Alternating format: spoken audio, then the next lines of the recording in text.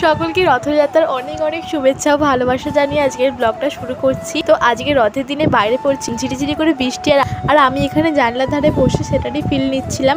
তো তারপরে ঠাকুরেরা সুন্দর করে পুজো করে নিয়েছি, তারপর ভাত খেয়ে একটু ঘুমিয়ে পড়েছিলাম। তো এখন হয়ে গেছে বিকেল, তো আমরা এখন বেরোবো রথে যাওয়ার জন্য। এখন 1 মিনিটে হয়ে গেছি ফুল রেডি, লাস্টে ফেসলেটটা পরে নিলাম, তারপরে এই যে বাড়ি থেকে বেরিয়েও পড়েছি। তো দেখো ফাইনালি চলে আসলাম রথে। আর এই রথের মেলাটা কিন্তু আমাদের বাড়ির একদম কাছে, আর অনেক ভিড় হয়েছিল। তো সত্যি কথা বলতে এত ভিড়ে ভিডিও করতে একটু লজ্জা লজ্জা লাগছিল, বাট তাও শুধুমাত্র তোমাদের জন্য কিছু কিছু ক্লিপ নিয়েছি। আর এই যে এটা হলো আমাদের এখানকার রথ। তো এই রথের মেলায় গিয়েছিলাম আমরা 3 বোনে, সাথে গিয়েছিল আমাদের সাথে বড় মা। রথের পুরো মেলাটা ঘুরতে ঘুরতে হঠাৎ দেখতে পেয়ে গিয়েছি এই যে এই ভয়ঙ্কর জিনিসটা। এটা প্লাস্টিকের হলেও কিন্তু এটা আসলের মতনই লাগছিল। আর এটা হলো আমার বিটিএস লাভার বোন, বিটিএস এর স্টিকার বুক দেখতে পেয়ে দৌড়ে গেছে ছুটে কিনবে বলে। তো অনেক ঘোরাঘুরি করে লাস্টে পেয়ে গেছিলো খিদে, তাই এই যে আমরা 4 জনের কিনে নিয়েছিলাম ঘুগনি।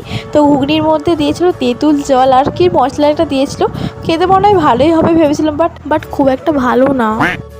বাট আমার বোন তাও কিন্তু খুব মন দিয়ে খেয়েছে। তো এই জিনিসটা দেখে কিছু মনে পড়ছে গাইস, ছোটবেলায় কিন্তু আমরা মেলায় গিয়ে সবাই বায়না করতাম এই বেলুন কেনার জন্য। তো গাইস তারপরে চলে আসলাম ফুচকা খেতে, যেটা ছিল দারুণ।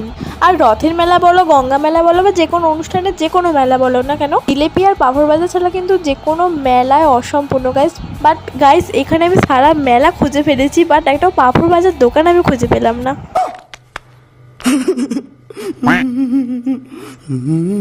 আর এখানে 2 সখী দেখো আইসক্রিমের দোকান দেখেই দৌড় দিয়েছে।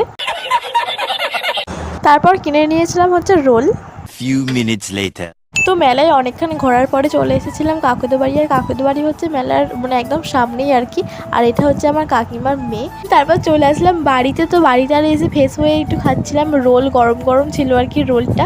দেন তারপরে এখন চলে গেছি রান্না করতে, রান্নারে সেরে একটু বসেই ছিলাম আর সাথে করছিলাম এই ভিডিওটা এডিট। তারপরে রাতে খাওয়া দাওয়া করে ঘুমিয়ে পড়লাম। তো আজকের মতো এটুকুই, বাই।